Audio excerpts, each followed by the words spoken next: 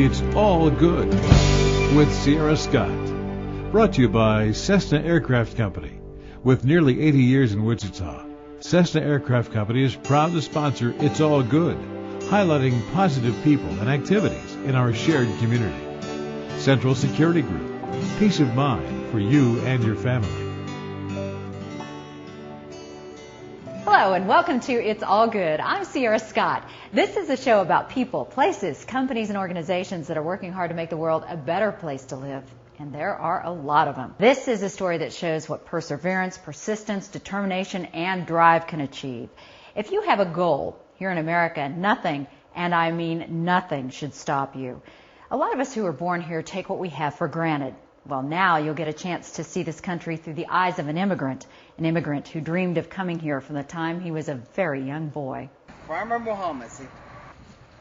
Farmer can take the boy out of the farm, but you never take the farm out of the boy.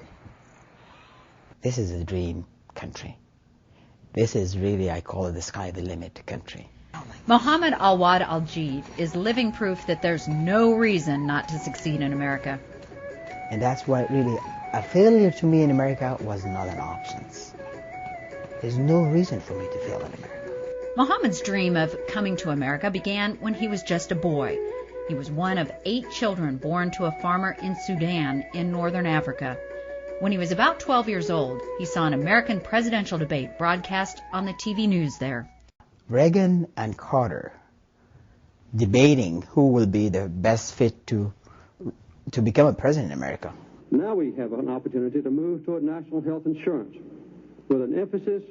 I never even thought it exists that people, they have to prove to the public who would be the first one to be picked. And I was fascinated by the whole process. I think when you make that decision, it might be well if you would ask yourself, are you better off than you were 4 years ago? And from that day, I never forget, I just fell in love with America. At that time, Mohamad and his family lived in a small village of about 300 people. My both parents, they have no educations. But from early on, they believe that education is the key to your success. And they implement that on us. Unlike the American school system, the Sudan does not guarantee students get a free education once they get out of grade school. Competition is the way we have back home. From elementary school to secondary school, you have to go through a national exam. 500 students, they have to compete for 100 seats. If you want to continue your education from there, you have to excel. We just continue. After 3 years, we have to sit another national exam, which is a wider exam, which is about 3,000 students competing for 1,000 seats. Mohamad not only passed that test, he scored near the top of the class and ended up going to the most prestigious high school in the Sudan. Just follow your guts and follow your heart. You never know where it might lead you. My parents was not rich, but we're not poor. Ready? Consider middle class, and we have plenty of land. But I have no idea how I'm going to I'll come to America. But I know in my heart, one day I'll be part of this country, great country. After high school, Mohamad was accepted into a college in Yemen, where he had a double major in economics and political science. In his 3rd year of college, he began applying to schools here in the U.S. Since he was from a farm family, one of his relatives told him he'd probably feel most at home in the Midwest. I went ahead and I applied for 10 university. And I will never forget, after the minute I graduated, Wichita State was the first one to respond back to my applications. His brother bought him an airline ticket and wished him well. The only thing I have with me is my hope and my dream. I have no family, no friend in America. But I know America is great, it will take care of me. That's the only thing I have. I know good things will happen to me, and that's my belief. During that 14-hour flight, Mohamad spent time talking to the flight attendant. After telling her it was his first time to visit America, She pulled up 2 quarters and she said, "You need those." She's kind of like, odd. Why do I need them? But I didn't ask her why. Thank you. And I just kept them. once he got through customs, he sat down on a bench. And I brought my bags, I put them by my side, and I sat in the reception just observing people's back and forth. taxi yellow cabs and the security guys and people on the cell phone and running, and to me that's magic. So I sat there for an hour and a half, doesn't know what to do.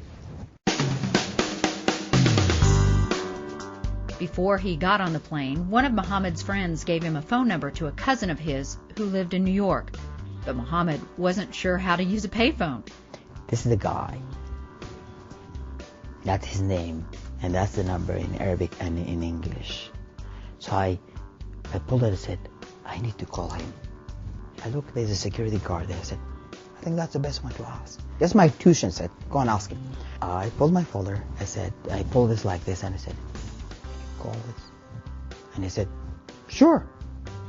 And he looked at me and said, do you have? Immediately I connected, said, no, maybe that's a coin that the lady gave me. So I pulled the 2 quarters and I said, yes. So I gave him the 2 quarters. We never seen a coin phone back home. Never seen that. The friend's cousin took Mohamad in and gave him a place to stay. The next day, Mohamad told him, I need to get a job. So I said, Flatbush would be the street that to find a job. And I just start walking on Flatbush. I have no idea, doesn't know English. And I was walking on Flatbush. It's a retail offices, all of it, I mean, businesses. There's a guy standing in front of his store, have his hand in his back like this. As I crossing the street, walked to him, and he looked at me and said, "Tahki Arabi," which means in English. He said it in Arabic. That means, do you speak Arabic? And I was shocked. Somebody in New York asked me if I speak Arabic. And he said it in Arabic language. So I said, yes, Tahki Arabi. He said, the next question, he said, are you looking for a job? In Arabic, I said, yes. He said, come on in. He took me inside. It was a jean center. They sell Levi's jeans, Jordache, and all those kind of things. The sky opened. I mean, it really felt like I'm in New York. It doesn't speak the language. What a great country. Just like that. What a great country. In my home, I would not find a job that quick. So I was so excited. I said, yes. He began unloading and stocking, and when business got slow, he handed out flyers on the streets. Almost a year, working from 9 o'clock in the morning till 9 at night. And I love it. Proudly I can say that. That's the best time.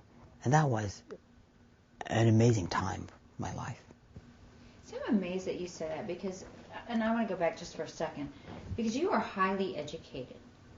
You are extremely intelligent. You didn't see that as lowly work? Never crossed my mind. Never crossed my mind. I am willing to sweep the street of New York.